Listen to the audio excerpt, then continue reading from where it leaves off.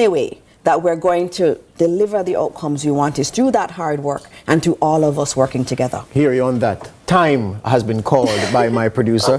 Senator Dr. Dana Morris-Dixon is the Minister of Education, and she didn't even scratch the surface yet, but time has elapsed. All right, gonna make way now for the news at 7 with, is that Nika? Oh yes, it's Nika. Yeah, Nika Lewis is here with the news at 7.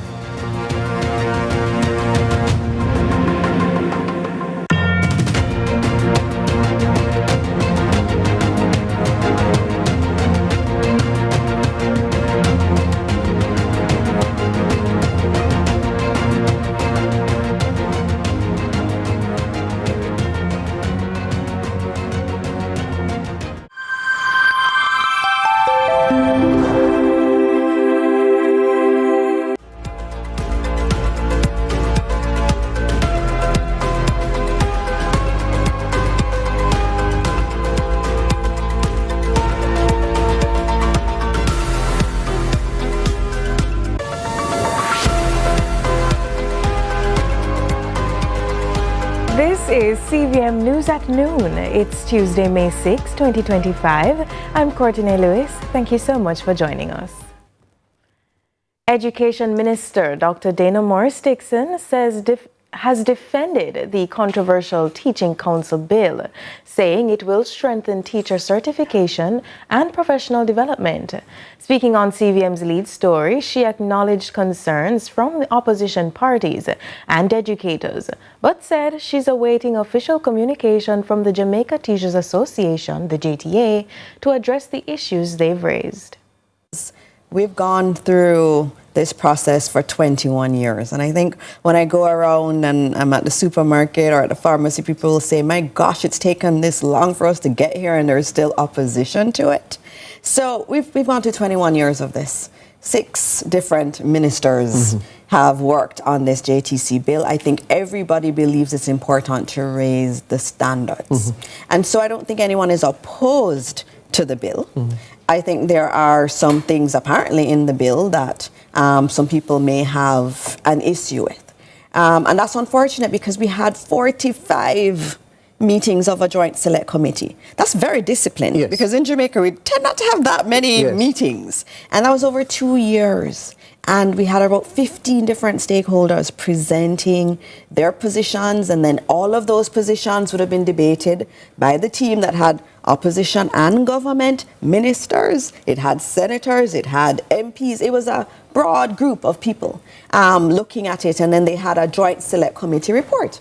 And the joint select committee report was the bill. And so it's quite unfortunate that we'd get to this point where we passed the bill in a bipartisan manner in the Senate. And then we are now faced with these questions. Well, from last week, I've been asking the JTA to please give me the list of their concerns. I'm still waiting for that letter. They have not sent me anything. I think they prefer to do press conferences and so on than to actually send through what their official issues are with the bill, because I would love to know what those are, given the process it's gone through. As the debate between law enforcement and the critics rage on over use of force, opposition leader Mark Golding says if the People's National Party, the PNP, should form the next government, body-worn cameras will be mandatory for the police. He was speaking to supporters in East Central St. Catherine at the weekend, where he also endorsed MP caretaker Raymond Price amid the pending elections. And it is because we believe in the importance of a strong police force and believe in the importance of good relationships between the police and the population that they serve. That is why we say body-worn cameras must become the norm when police are going on special operations. There must be accountability for what happens. It is to protect the people and to protect the police, so that nobody can say that when force was used in legitimate circumstances that it should not have been used. And on the other hand, it is a good disincentive to abuse of power. The Caribbean is set to host its largest ever investment summit when the Caribbean Investment Forum 2025 comes to Montego Bay, St. James from July 29 to 31. Executive Director of the Caribbean Export Development Agency, Dr. Dami Sinanan, says the event will showcase high potential projects to global investors. You're presenting something to an investor, you have to show them that it's investor ready, so they will get excited about it. So we will have about 40 to 50 of those projects available that investors can go and interact with the business community.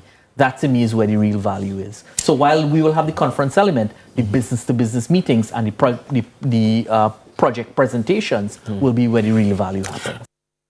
Dr. Sinanan is also encouraging entrepreneurs and the business curious to attend, even if they're not yet ready to pitch. Come because you can learn a lot. Even if you're not pitching a project, you can meet investors, you can hear what they are interested in, so you can learn and you can put that knowledge into your business for future opportunities. So there, and of course I mentioned we have a lot of conference side of it, so you can come, you can learn, understand what's going on in the Caribbean and understand where the opportunities are.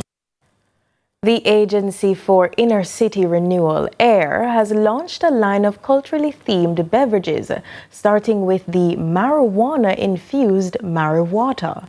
The new herbal bottled water banks on the health benefits of marijuana extracted from plants grown locally. Industry Minister Senator Aubin Hill welcomed the innovation, encouraging productivity among businesses to increase economic gain. In 2025, Jamaica's beverage market is projected to hit $51.31 million US dollars.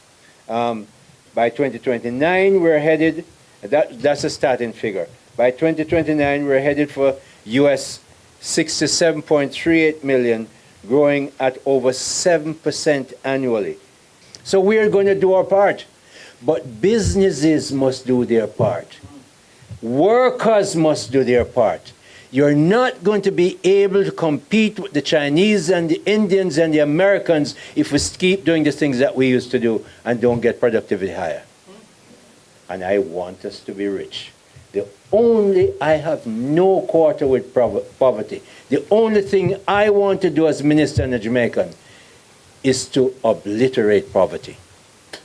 I have no interest in poverty. I don't want to count it. I don't want to know who's poor. I want to make sure nobody is poor. Member of Parliament for St. James Southern, Homer Davis, has vowed to continue supporting farmers in his constituency, especially those whose farms and crops were impacted by recent natural disasters. Speaking at the Montpelier Agricultural Show recently, Davis encouraged farmers to take greater interest in planting more sustainable crops. We have to think long term. We have to think in a generational empowerment of farmers. It can't be on the short crop alone. We must plant some crops that can outlive us, where our offsprings and our offspring children can enjoy the fruits of the grandparents' labor. Because without that, we can't survive. Because I'm sure that most of the breadfruit that we are eating now is not us who planted it, it's somebody who planted it before us. And I must ask the question, when last any of us here plant a breadfruit tree? When last any of us plant a breadfruit tree? And I can say to you, it is one of the most reliable food security that we have here in Jamaica. Stay with us, more to come after this break.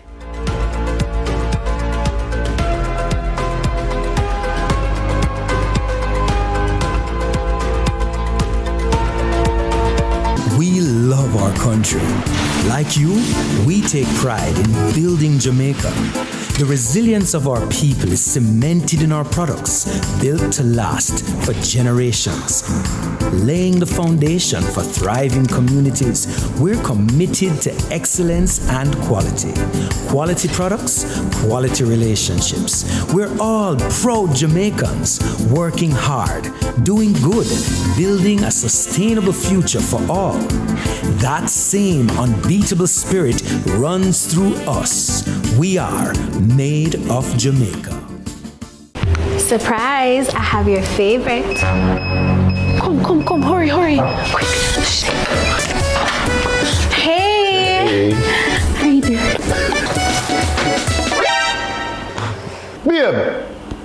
me pure ginger beer. Women. Boss, me only come here for one thing. No! After all them years, yo, you give me pure ginger beer.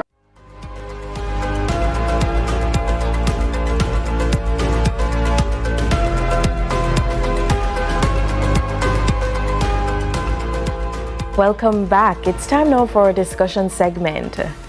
This week marks Education Week, and today, May 6th, is especially significant as it's recognized nationally as Read Across Jamaica Day, an initiative aimed at promoting literacy and the joy of reading among Jamaica's children. Joining us now to share more about the week's activities and how entities can, as the theme says, safeguard the future of education while adapting to change is the Deputy General Secretary of the Jamaica Teachers Association, Mr. Clayton Hall. Welcome, sir.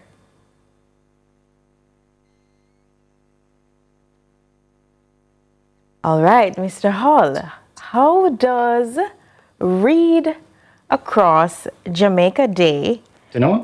Good afternoon. So how does Read Across Jamaica Day help to promote literacy and reading, or the love for reading, among Jamaica students?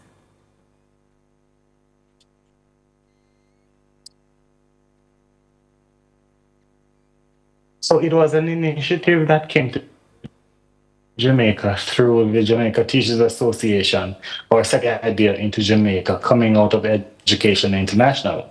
And this year, we are partnering with 2 government agencies to enhance that. And it is the Jamaica Library Service and the Jamaica Post. And we are hoping that we can instill a love for reading among our students and have external entities to the institutions go in and read for and with our students. This year, we are celebrating it under the theme Turning Pages and Shaping Our Future. And I am pleased to indicate that today I am in Claverty Cottage, an area in Jamaica that not well of Claverty Cottage Primary School. Yes. So how does Read Across Jamaica Day even play a role, especially in the digital age? What are some of the things that we're seeing that are changing?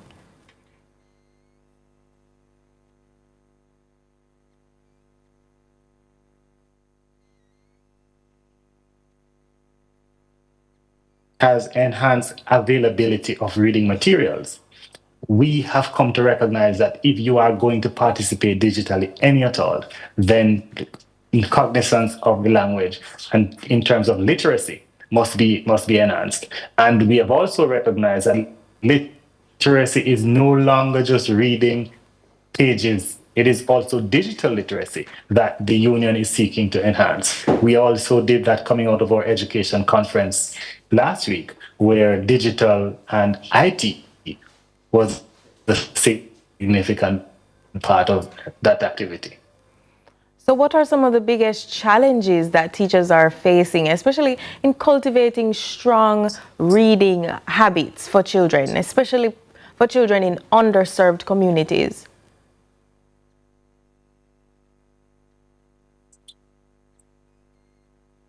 The major hurdle we see is that the love for reading should actually start prior to the child attending school. That child ought to see his or her parents and other individuals within the household, and that would create a culture of reading. Based on where we are trying to do that within the classroom, and as such, schools like Claverty Cottage would have set up lovely reading corners, and they would have made their schools very print rich. So today, as soon as we're cutting off, I will just show you a little synopsis of what Claverty has in store to enhance reading, and it is replicated across the island.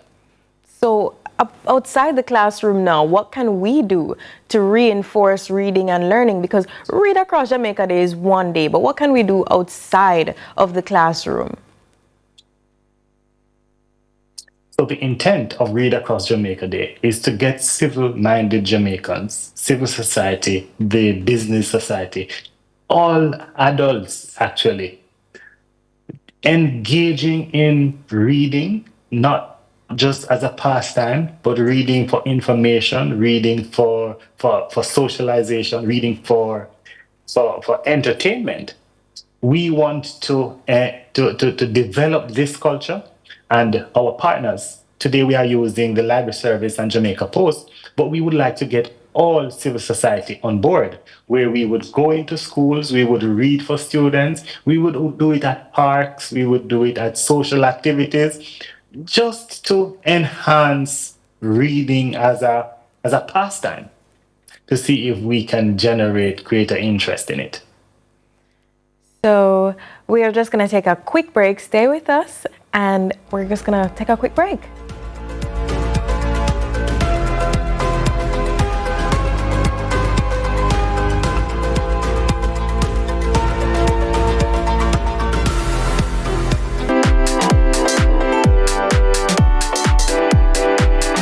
The Time is brought to you by Ford Territory.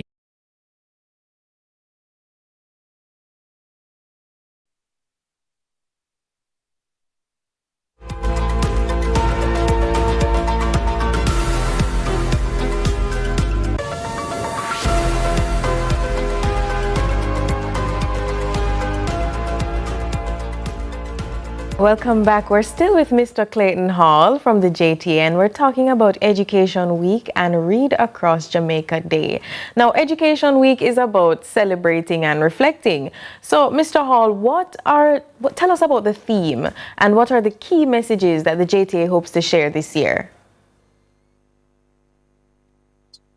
We want all of Jamaica to recognize that education is everybody's business. And because it is the agent of socialization that reaches the masses of people, the three main aim, church, school, home, you recognize that homes are there, churches are not as active as they used to be because of reach. So schools are the institutions that actually reach majority of our students and our people. We want all of us to pay education the consideration that it deserves in enhancing our education. No effective society is built unless that society is highly educated and informed. So for Education Week, on Sunday last, we had our church service. Then on today is Read Across Jamaica Day. Tomorrow will be celebrated as Teachers Day. On Thursday, we have the Helen Stills Professional Development Day, and this one will be celebrated at the Jamaica Pegasus, and we will be focusing on information technology as well as a little unwind session. On Friday, we're asking corporate society to recognize teachers across the island, and Saturday is reserved for religious activities having to do with our SDA churches. So what progress has the JTA seen over the year, this past year actually, in terms of teacher support and student performance? Well, we want to point out that coming out of COVID, the island actually had an automatic shift to online. And the Jamaica Teachers Association almost preemptively placed on our negotiation the tablets and devices for teachers. That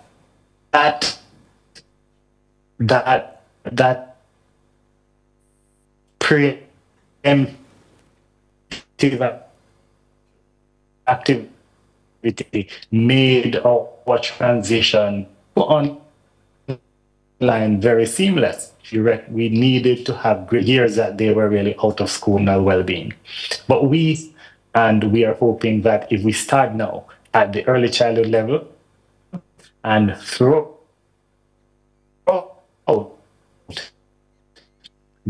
then the need for remediation will be less, and the outcome. It seems we're having a bit of technical difficulty in reaching Mr. Hall, but that's it for our discussion segment. Thank you so much, Mr. Hall, for joining us. That was the Deputy General Secretary of the Jamaica Teachers Association, Mr. Clayton Hall. To international news now. Canadian Prime Minister Mark Carney is set to meet U.S. President Donald Trump in his first official visit to the White House. Now, relations between the two countries remain frayed over President Trump's tariffs and threats to make Canada the 51st U.S. state, which Carney has said will never, ever happen. We have more from the BBC. And we've already heard that the newly elected Canadian Prime Minister Mark Carney is meeting President Trump today. It's barely been a week since he was unexpectedly elected. So what can we expect from his visit to the US? Let's speak to political reporter at the National Review, Audrey Fulberg, who's in Washington for us. Audrey, good to have you with us today on BBC News. Yes, so many people, both sides of the border there and elsewhere, will be looking on, seeing what emerges from this meeting between the two men. What do you think we should be looking out for? Well, it's anyone's guess how this meeting will go. Trump is, of course,